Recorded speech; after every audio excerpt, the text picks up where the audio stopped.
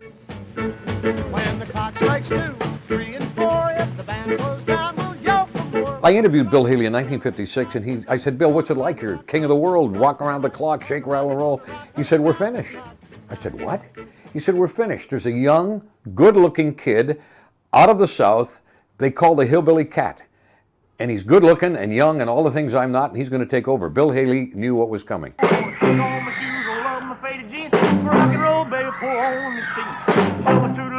Shuffle to the right, gonna rock and roll till the early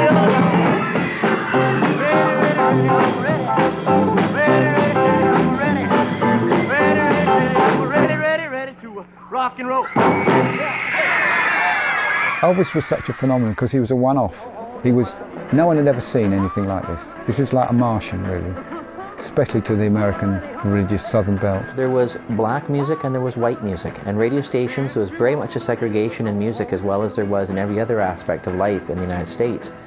And I think for a lot of people, they would hear this voice and this, and then they look over and say, well, that's a white boy singing that way, you know. So I think it was kind of a shock for the system. There was no classification for Presley.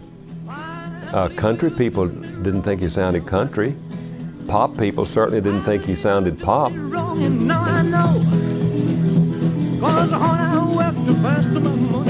His voice was so unusual for that time period. And his clothes were unusual. His dress with the peg pants, you know, and all that stuff, and stripes down his pants leg. And he's a good-looking kid, a good-looking guy. Now, the first time we met him, he had on a pink shirt with a black pair of trousers with a white stripe down the side. This made him look different. Of course, the way he combed his hair with long sideburns, you know, that made him look different. So the first thing I remember was his looks. 1, 2, 3 o'clock, 4 o'clock, rock.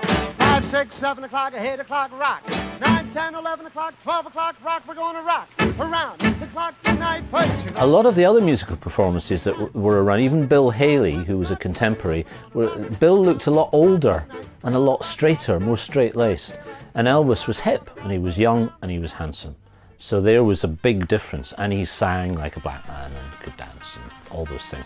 And Bill didn't. You know, Bill looked like an insurance salesman with a guitar. In those days, the artist, anybody that would sing, to come out and do a number, they'd just stand there. But Elvis was just not one that could come out and do a number and stand there. If he did a number that moved, he'd move with it. And this is the reason that he made such an impact. When he got up on the stage, that charisma that he apparently had when you saw him live, or even when you see the clips, it comes across. He just brought a certain amount of energy, wild energy, raw energy, call it what you will, to the performance and to the songs. When he first started, he didn't dance around too much. But a couple of times he was moving around a little bit, and we got through, and he said, why are those kids screaming and hollering? And he said, well, you're dancing, you're moving around. He said, oh, am I? I don't think he realized it. So after that, he did more of it. He could see the reaction of the kids by then. You know, he said, oh, that's pretty good. I'll just do some more. Rock and roll music, if you like it, and if you feel it, you can't help but move to it. That's what happens to me. I can't help it. I mean, I have to move around. I can't stand still. I've tried it, and I can't do it. When he was singing and playing, he'd always raise up on the balls of his feet, both feet. And with the big britches legs back then, and when he'd do that, they'd start flopping, and it looked like he was he was really getting gone with it. Got a gal named Sue, she knows just what to do. I got a gal named Sue, she knows just what to do. She knows how to love me, yes indeed. Boy, you don't know what she do to me. I don't think Elvis invented rock and roll. It had been around before him, and you know, he's referred to as the king of rock and roll. A lot of people argue that, Little Richard being one who claims he's the king of rock and roll. Perhaps he is. But what Elvis did that others didn't is he brought it to the masses. She almost drives me crazy. She knows how to love me, yes indeed. Boy, you don't know what you do to me. As far as his musicianship is concerned, Elvis lacked a little. He wasn't really a musician from the standpoint of technical knowledge. But from what he could do, he was the apex of musicianship. Because whatever he did, if it didn't sound good, it still was truth. So he gave himself to whatever he wanted to do. Love me tender, love me true, all my dreams fulfill. For my darling, I love you, and I always will. He did possess a superb voice. Limited, yeah, musically limited. I mean, he wouldn't necessarily be able to sing an out-and-out pop song, or he couldn't sing maybe jazz. But certainly in terms of rock and in terms of country and country blues and R&B, he was right up there, you know, even in the early days. I thought he was good. He was a good musician. He knew in his mind what he wanted to hear. And sometimes he'd have a hard time explaining it to you because he wasn't the best musician. None of us were good musicians, but we knew kind of what his thinking was, you know, so we basically went along with him, and somehow or other it worked. It really worked well. Well, you may go to college, you may go to school, you may have a pink Cadillac, but don't you be nobody's fool. Now, baby, come back, baby, come. Come back, baby, come. Come back, baby, I wanna play house with you. Well, listen, let me tell you, baby, what I'm talking about. Come on back to meet the little girl so we can play some house. Now, baby, come back, baby, come. Come back, baby, come. Come back, baby, I wanna play house with you. Hit it!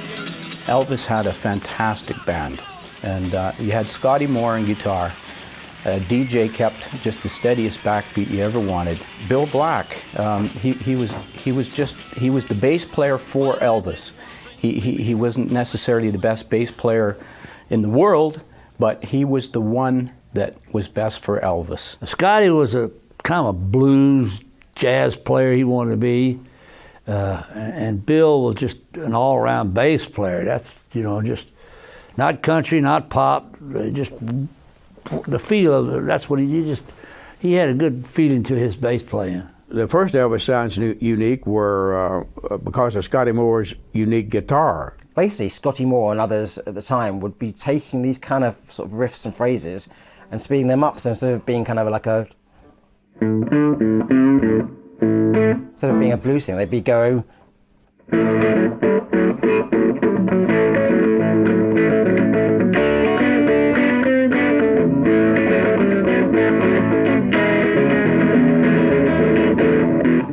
And Chuck Berry had used it to great effect, kind of riffing guitar, quite incessant, quite driving. But I think it was Scotty Moore that really sort of opened up the sort of ballpark and sort of got it going on. And again, very simple playing, quite kind of quite modest playing by you know, today's standards, but just had the sort of raw energy that was that sort of, you know, gave maximum sort of excitement value, and really suited Elvis Presley's sort of voice and his whole style of vocal delivery. I try to listen to a song and play something I think that would fit the music, or the way the guy's singing, you know, that way. The way he played was so unique from all the other guys. It was different.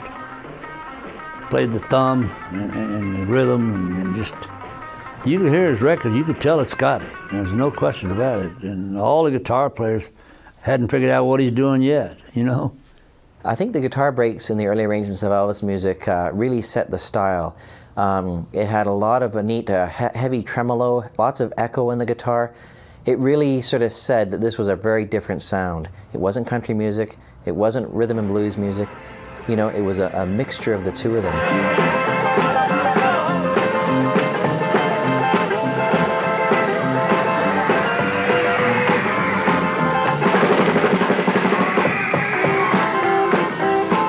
First record, I had a ES-295, Gibson ES-295. I kept it through the first 4 records. On the fifth record, I got a Echosonic amplifier, which had an echo in it.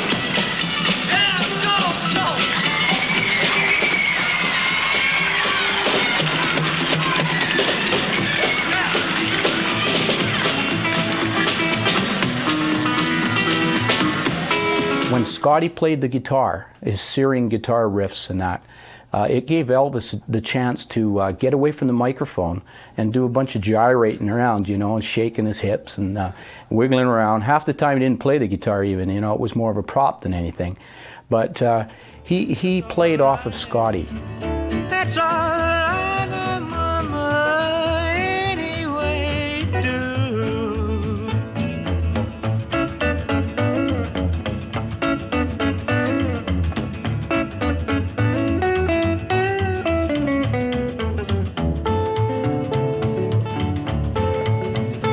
We put out that first record, well then of course the local DJs around Memphis started getting calls and everything, and a couple of other people that were quote unquote music managers and what have you, and everybody was calling him, and the three of us were all just sitting chatting one day, and he was talking about the people calling him, and he said, well, I don't know what to tell them. He said, and it was actually Sam's idea. He said, I'll tell you what, said Scotty, said, why don't you sign up as manager, said, for a year, and give us time to look for somebody that we all trust and want to work with.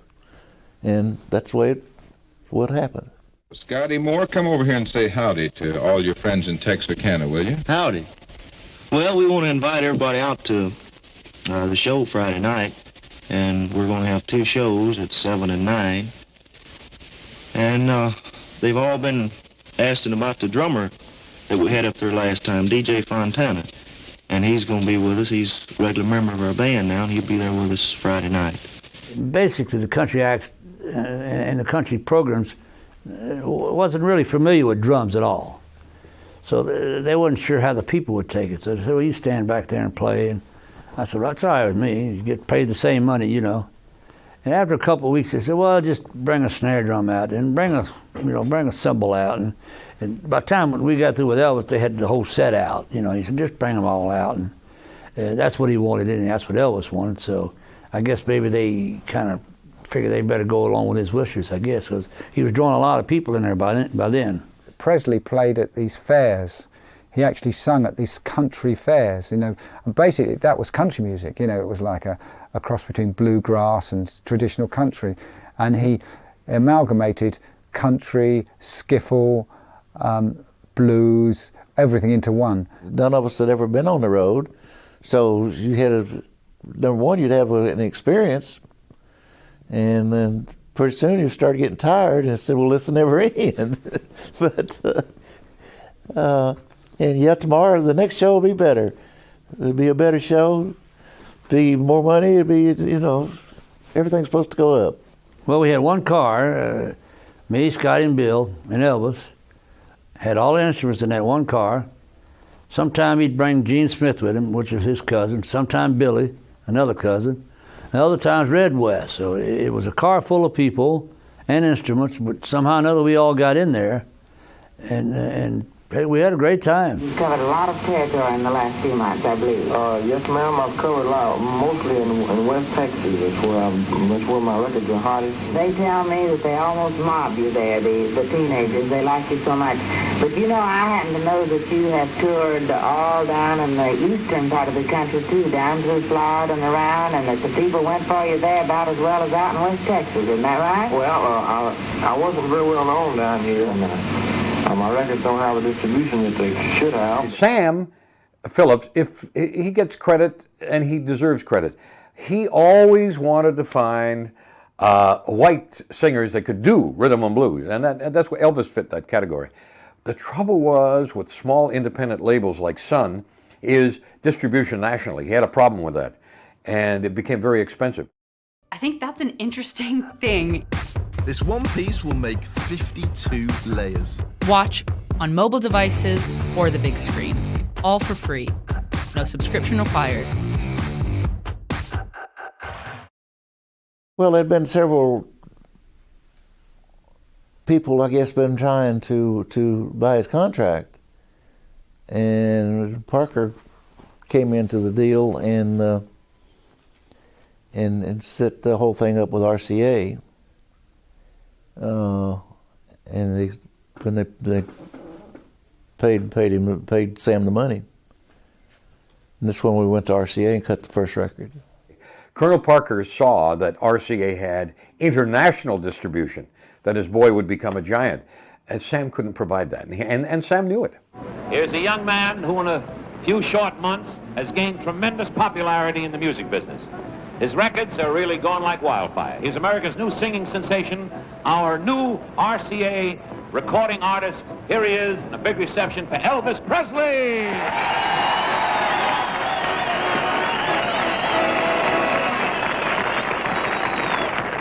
Well, since my baby left me, well, I found a new place to dwell. Well, it's down at the end of Lonely Street at Heartbreak Hotel.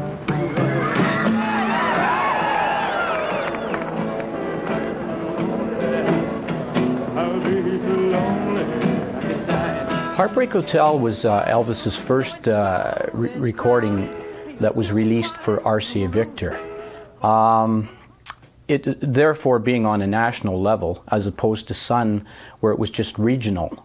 So it got national exposure. Heartbreak Hotel was a breakthrough for him because it was the first million seller. The hot tears keep flowing from the desk clerks dressed in black. Well, they've been so long on Lonely Street.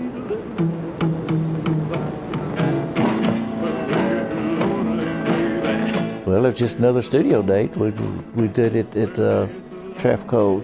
Trafco had their building was down on McGavock Street, and the lower floor was RCA had rented the studio, and that's where we cut Heartbreak Hotel. There wasn't a so-called echo chambers like they have even in this studio, and they run some mic cords and mics down the hallway for echo on the record. That's how the sound of that. They wanted to get the old Sun sound on the new Heartbreak Hotel. Just like the first few years of Elvis's career was heavily rockabilly, then it became more rock and roll, and I think Heartbreak Hotel was the start of that. I was in the studio when he recorded. Of course, the Jordanaires were not on it, but I was sitting there and listening to him. And if you'd heard the demo of the person that had made a little demo for him to learn it from, you thought, man, this ain't no hit. But when this guy got through with it, it was just a great recording.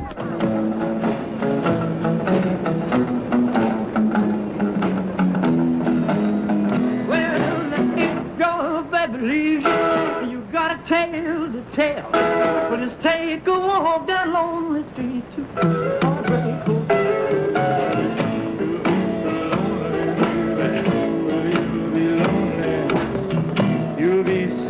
It's a wonderful track. It's Elvis's husky, breathless vocal delivery is the key to it all. It's just really sort of, it kind of just draws you in, and there's a great little bass break at the end of each verse that announces the chorus. The people at RCA at the time apparently thought it wasn't a good song, and they were reluctant actually to put it out. They didn't think it was that strong, but history has proven them to be wrong. It's still a great record today. This is the astonishing thing about a lot of Elvis's early recordings. If you listen to them today, they still sound fantastic. Things I found about Elvis when I did his show here at Empire Stadium was, and I said this to everybody on the air the next day, I can't believe it. He sounds on stage just like he sounds on his records. And the reason for that is, as opposed to today where everything's layered in the recording studio, in Elvis's time, Elvis or Roy Orbison or whoever, they went in, all of them into the studio together and recorded together. It was kinetic. Thank you very much, and good evening, ladies and gentlemen. A happy turn of the season to you all. On account of we have a wonderful and a long show tonight, here's Brother James to tell you what's going to happen. Well, we're going to get things started out with a young man who is making his 6th appearance on stage shows. He's that dynamic singer of songs who incidentally leaves for Hollywood tonight for a screen test. We wish him a lot of luck. Here he is, Elvis Presley. It didn't really bust right open until we went up and do the Dorsey shows. And then people saw him, and he kept getting bigger and bigger and bigger. The early television performances had a lot to do with him, with the world noticing him, even though a lot of acts, a lot of people have told us that my mother and father wouldn't let us turn the television on when he was on because they thought he was vulgar. But you see, this created a lot of curiosity. This made the public curious about, hey, I got he's going to be on next Saturday night. I've got to turn this guy on and see what all these people are talking about. Elvis could have made it without television, but it just would have taken longer. He was the first one to prove that television was a powerful medium, and it was relatively new in those days, too, on a national basis. Well, get out of that kitchen and rattle those pots and pans. Get out of that kitchen and rattle those pots and pans. Oh, I don't know my breakfast cause I'm a hungry man. When Elvis first sang Shake, Rattle, and Roll on television, the impact that it made was huge because I don't think up to that period in time, nobody moved like Elvis did. It was quite exciting to see somebody young on television singing rock and roll. I said, shake, rattle, and roll. I said, shake, rattle, and roll. I said, shake, rattle, and roll. The way you want to do it right, just savor your doggone soul. It must really have been, if you were there, like a hurricane coming through the studio, and a fantastic performance.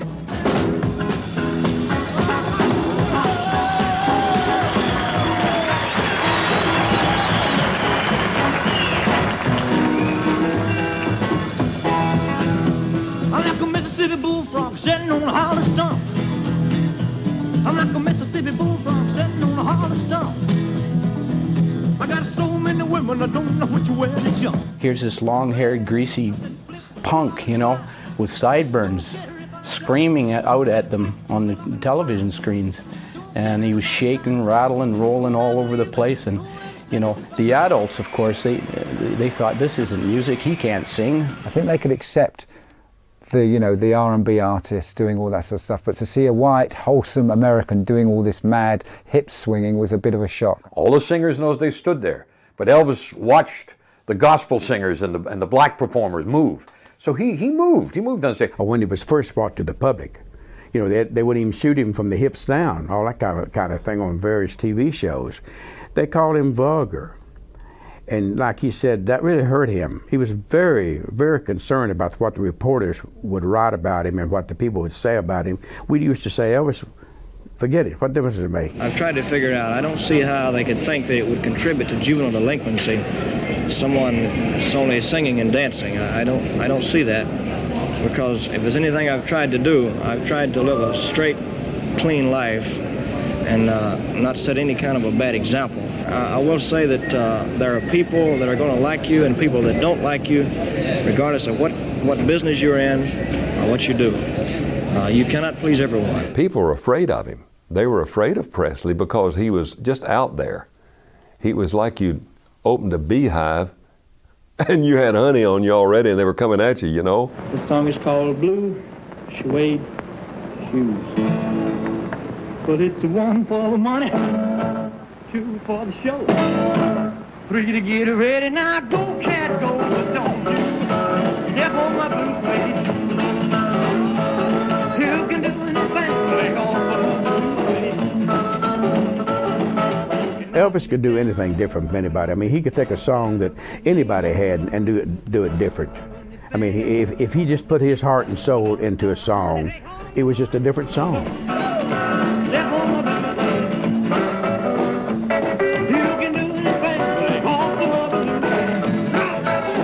Songs like Blue Suede Shoes, Tutti Frutti, and some of the other songs that Elvis did cover. Carl Perkins was the one who wrote Blue Suede Shoes and did the original version of that song. Carl Perkins' version is very good, no doubt about it, it's original. But Elvis brought something else to it. He brought an excitement and an enthusiasm. Like he seemed to really get into the song. It's kind of pretty sort of rough and ready, but it's just kind of got this sort of edgy excitement. Whereas Carl Perkins' was more kind of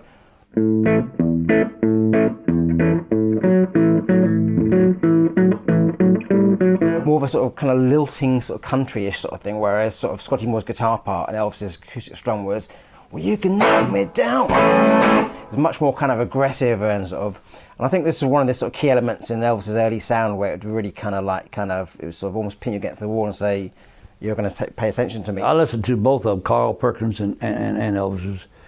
And Carl had a superb version of it. He really did. I think his was a little bit slower than ours, But Elvis did a great job on it, and Tutti Frutti did a good job. I think he heard that from Little Richard. One of those guys had it out before we put it out. So he was always listening to different artists, and if he found a song he liked, he'd try it.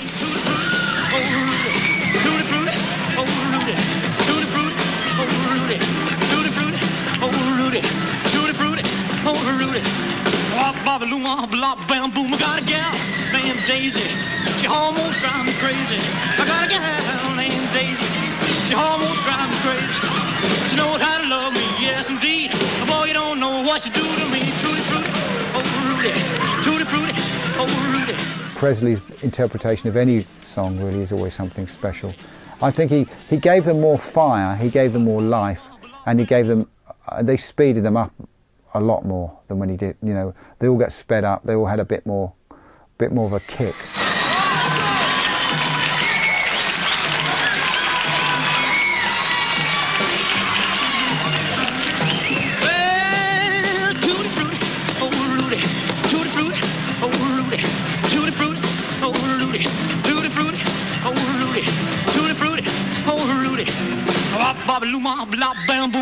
Little Richard's version was sort of based on the piano, and it was kind of classic boogie-woogie rolling piano style. Very pleasing, in fact, but Elvis took it and just went really kind of sort of turned it into a belter. So the guitar part was going something like this.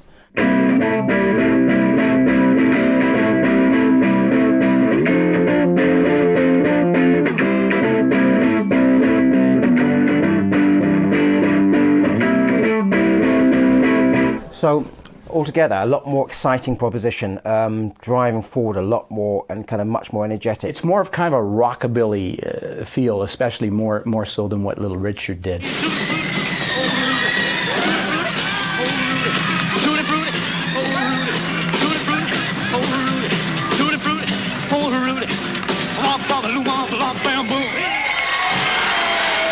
Nowadays, when you hear just anything that has that kind of guitar rhythm, or all of them, they all sound very boring and like you've heard this a million times before. In fact, at this point, this time, the only time you would have heard those kind of guitar phrases before was Bill Haley and the Comets and a couple of other bands, and then Scotty Moore with Elvis. Actually, this was like the sort of blueprint for that kind of guitar playing. I mean, as far as the band, we were just, we enjoyed playing and just playing. There wasn't a producer, there wasn't anybody to say you got to play something this way or that way. They let us do what we wanted to do. Nobody pushed us, because he wouldn't allow that in the first place. You know, he said, you know, if everybody's uncomfortable and everybody's uptight, we're not going to cut good records. If he felt the room was uptight, well, knock it off, guys, and we'll get a bite to eat and take off for an hour or so and come back. I don't think there's anybody who can decide what I can do best better than me. Mm-hmm. And I think it would be a bad mistake if I had someone else telling me what to record and how to record it, because I work strictly on instinct and impulse. I don't read music. My taste might be a little different because I choose songs with the public in mind. RCA was good for him. The studio was good for him. The musicians were great. That's where you hear guys like Boots Randolph on sessions, Hank Sugarfoot Garland, the guitar player, Scotty and Bill, who had been with Elvis from the beginning, the Jordanaires. The whole thing came together because they had the production people, which Sam Phillips did not have. Well, I'm tired and so weary, but I must go along. Here the Lord comes and calls me away, oh yes. The Jordanaires just started a little bit before Elvis, so they were relatively new on the music scene at the time that Elvis kind of broke out nationally. But he always liked gospel music, and what he heard in the Jordanaires was this gospel kind of a feel that he wanted to interject into his music. There will be peace in the valley for me someday. There will be peace in the valley for me. Oh Lord, I pray. There'll be no sadness, no sorrow, my Lord, no trouble I see. Elvis used to listen to us sing on the Grand Ole Opry. We would sing country songs, and we didn't, but a lot of times we do a hand clapping spiritual. Now that's what Elvis really dug. He was brought up singing that type of stuff with his mother and dad. And we had a very, very smooth sound, and this was a smooth sound that he wanted. And of course, we always helped him with his arrangements. All those arrangements, those bop-bops, all those doo-wows in the background, that's all our arrangements. The main thing that they would do was they're able to take the chord sequence, generally in those days a blues chord sequence, which was based around a flat seventh group of chords, and they would take the notes from the scale and create a guitar chord or a piano chord. And they were really, really good at it. They had great ears, they were able to hear each other, what they were singing, and pitch beautifully to each other. So it was rather like having another keyboard instrument in the background all the time. Very clever stuff, and it was barbershop. That's I think one of the terms for it. But they took it to another level. It was introduced into rock and roll by then. You know I can be found sitting home all alone. If you can't come around, at least please telephone. Don't be cruel to a heart that's true. Baby, if I made you mad for something I might have said, please don't forget the past. The future looks bright ahead. Don't be cruel to a heart that's true. They helped us out a lot because they were doing all the background parts. You know, singing all the doo-wops, and you know, to me it sounded like horn sections sometimes, you know. And it made it sound like we had a big band back there, you know. And Gordon played a little piano on some of them, and on some of the stage things. And Hoyt Hawkins, he's passed away now. Hoyt played a little piano, so it helped fill up the band. Why should we be apart? I really love you, baby. I remember watching them on television, and I loved the Jordanaires, but at the time I remember thinking, who are these guys in the background? They didn't seem to fit the picture. It was odd, but it was clever in a way. It would make him look like the rebel.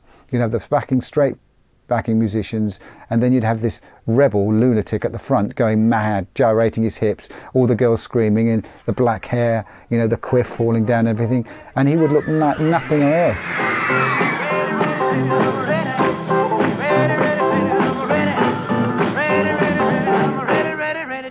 Rock and roll, not a phone call check, not a dungaree dodge. I headed to the gym, to the sock hop ball. The jumping, the cats are going wild. Them really send my day.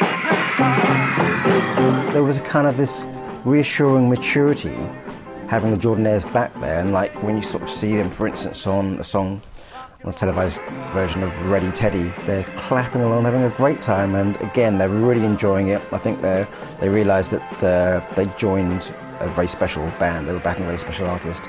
And Elvis was giving them their heads. They were allowed to maybe do more than they were allowed with other artists. Elvis never really made too many suggestions as to what we would do. If he didn't like it, he'd say, can you do something else right here? But Elvis never added too much with what he always liked what we did.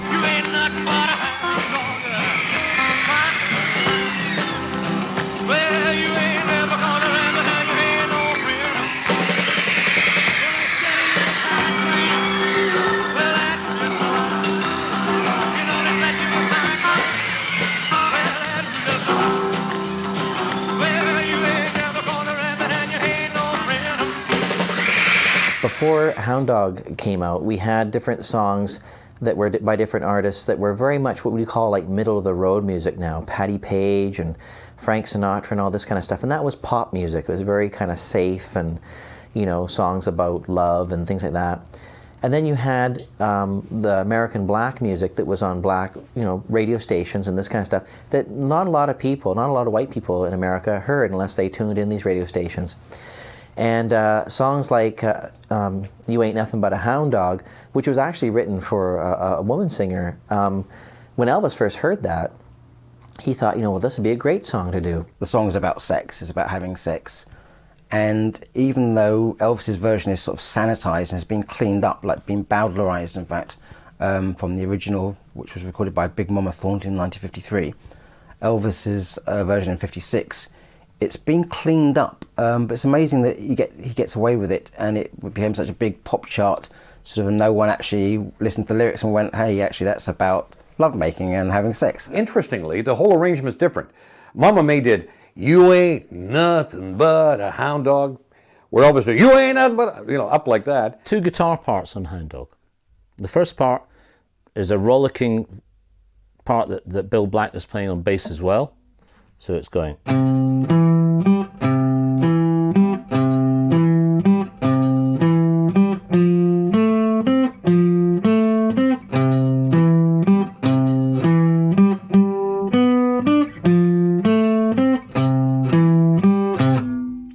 There's another guitar part which Scotty is playing, which goes.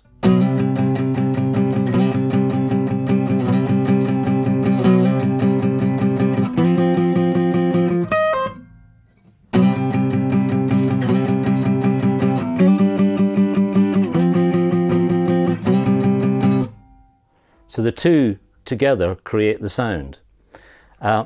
Then that's essentially it. There's a bit of piano, there's a bit of bass, drums, and Elvis.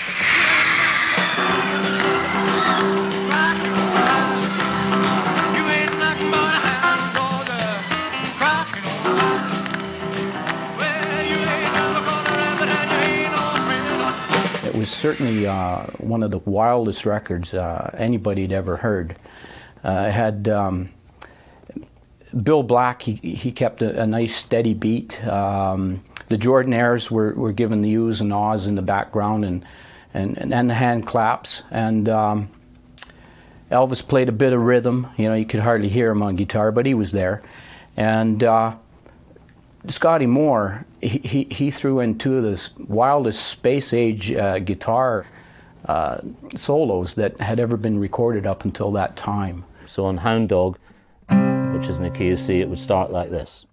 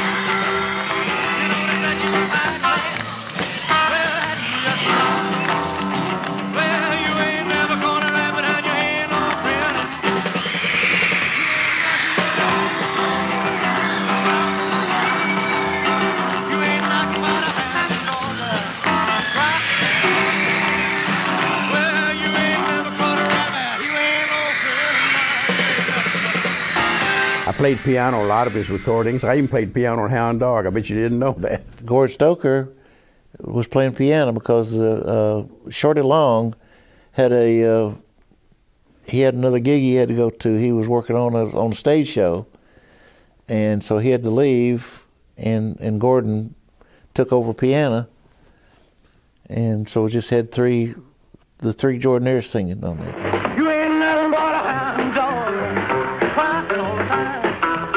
You ain't nothing but a hound dog, crying all the time. Yeah, you ain't never caught a rabbit. You ain't no friend of mine. One of the key musical elements that creates such tension and sets up the chorus so wonderful is that at the end of each chorus there's a pressed drum roll, and it just hangs there, makes the whole song just hang there, and you kind of, first time you hear it, you think, what's going to happen now? What's he going to do? Is he going to go sort of jump into a sort of hip swinging dance? Is there going to be a guitar break? Something's going to happen. In fact, it would just be Elvis with the second verse, but it's just great tension. Well, I had Gretsch drums, and so and that's all I really knew, what they sounded like, and I used them on all the early records. DJ Fontana, his drums are just like a machine gun, and Elvis's wild, searing vocals all the way through it. It's a definite classic. One of the biggest songs ever recorded, sales-wise. And what makes Hound Dog stand out with people is the other side of that record was called Don't Be Cruel. And the combination in 1 year was 11 million sales. He was big enough that all across America, preachers were putting him down in the pulpit and calling it devil music. People everywhere say Presley and rock and roll music will depart in due time. What is your feeling about this? I'm inclined to agree with them. I mean, people change. I mean, sometimes they like you, and then again, later on they don't. Well, honey, I love you, I know too much. I need your loving, I know too much. I want the thrill of, I know, your touch. Me, I can't hold you, I know too much. Now you got me dreaming, don't you leave me broken hearted, 'cause I love you too much. Elvis worked really hard at his stage act, and I think he was a bit of a perfectionist. I know that in the recording studio he would go through different takes till he got the song just right. A lot of times we'd do it in a few takes. A lot of times we would do as many as 30 takes, and then he'd go back and take number 2. You know, he'd say, play that, go back. That's where he kind of started when he was thinking, go back up and play number 2. You know, and he'd take that take. But once he got started, he said, okay guys, it's time to go to work, you know. He was ready. And we'd listen to the play, you know, listen to the acetate, and everybody take little notes of what you want to play, you know, in our own minds. He said, well, let's try it, and we'd kick it off, and if he didn't like it, he said, well, now let's do something else. So it's a matter of hit and miss, just whatever he thought, what he wanted to hear, that's what he got.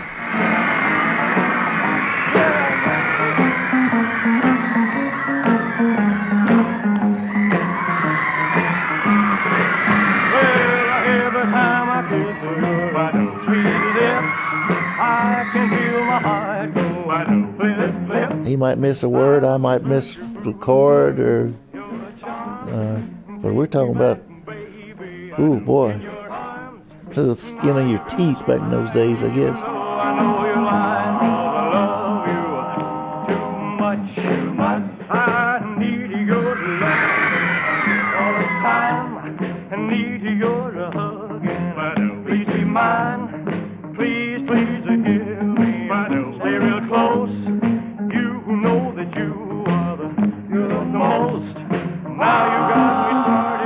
Up to that time, I would say he was pretty much a straight ahead rock and roller. Nobody took him as a serious singer. But Love Me Tender, I think, showed the softer side of him. There are singers that sing slow songs that make you want to throw up. And there's singers that sing of slow songs that really move you. And Presley knew how to interpret a slow song. Love me tender, love me sweet. Never let me go. You have made my life complete, and I love you so. Love me tender, love me true, all my dreams fulfill. For my darling, I love you, and I always will. Well, when you dare do a ballad, you've got to make sure your notes are better, because you got to hold them longer. Your words have got to be cleaner. They've got to be empathetic with the situation in the song. That song really had a lot of words for him to put his heart into. And he loved a lot of people. He especially loved his mother, and of course his mother was living at the time that he recorded that. And I'm sure he had his mother in mind when he did Love Me Tender. Essentially, it was just close mic on Elvis's voice, no reverb, acoustic guitar, and a little bit of backing vocals at the end. But what it did show was, of course, was actually the warmth of Elvis's voice and the depth of his voice. Love me tender, love me true, all my dreams fulfill. For my darling, I love you, and I always will. That was a good record. I Love Me Tender. Some of the rest of them, they're fair, you know, but that was a darn good record, and it was for his first movie. I thought it was pretty darn decent. It's interesting from a production point of view. It's a bit of a risk because suddenly from all the rock and roll stuff, you had this very slightly syrupy, but still, maybe it was to show off his voice. Maybe that was the reason he did it, but it works.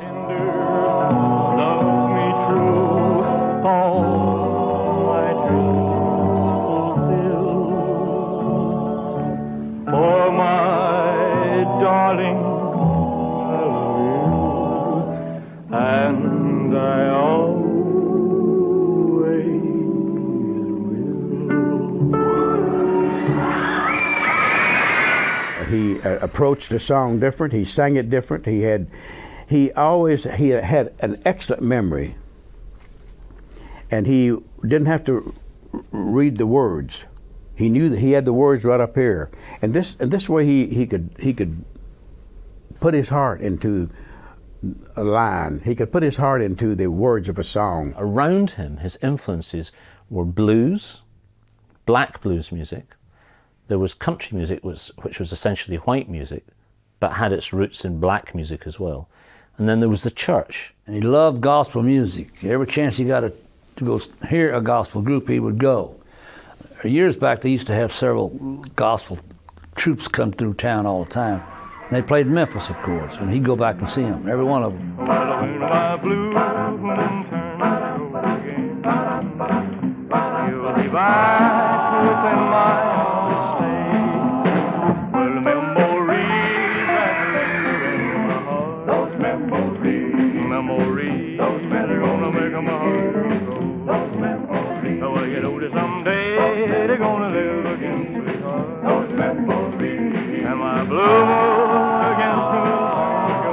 In many Elvis songs there's a gospel influence, and that mainly comes from the backing vocals supplied in the early days by the Jordanaires. So in this song, the Jordanaires are fulfilling the part of a congregational choir. They're sort of ba-da, ba-da, ba-da, ba-da, really energizes the verses, and that's a sort of staple in the sort of world of congregations. And then they employ another gospel technique where Elvis sings a sort of a call and answer little sketch. Elvis sings these memories and they sing these memories back, and the vocals start to overlap. And you can clearly hear that that's where this song has come from. It's come from the church. Very traditional of that time, 50s, coming up to 60s, sort of a vocal arrangement and musical arrangement with, I suppose, for the first time, a mid-tempoed Presley, slightly more mellow, for the first time, not doing the more aggressive, I suppose for the time aggressive, and more off-the-wall spontaneous vocaling. It was just like he had more of an arrangement in it. That was probably restricted by the backing vocals, because he couldn't go, he couldn't go all over the place, because the backing vocals were so arranged and so tight and so formatted. He had to go with it. It showed that he was not afraid to attempt different things.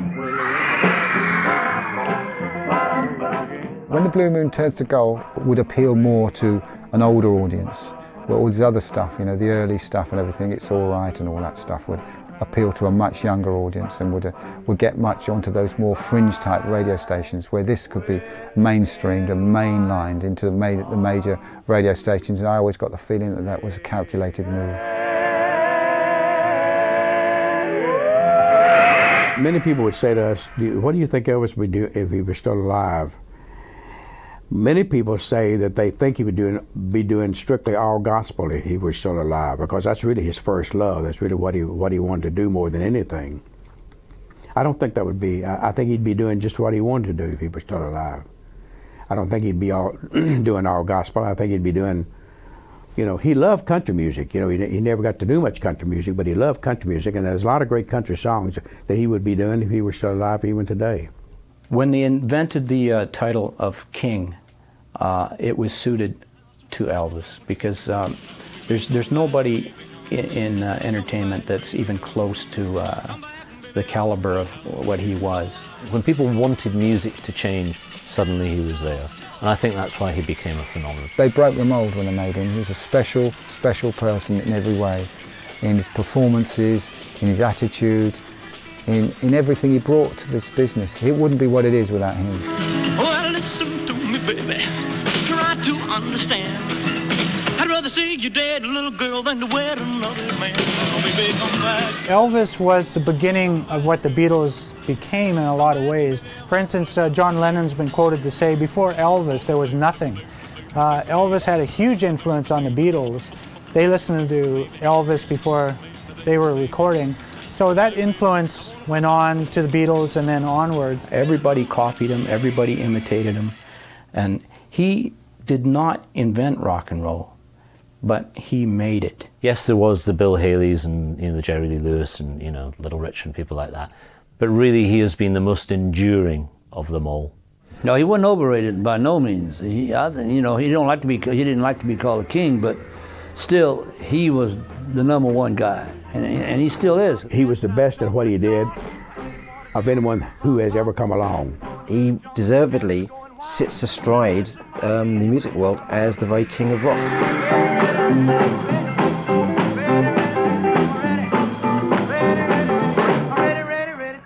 Rock and roll, take on my shoes, I love my faded jeans. Rock and roll, baby, pour on the steam. Jump to the left, jump to the right, gonna rock and roll till the early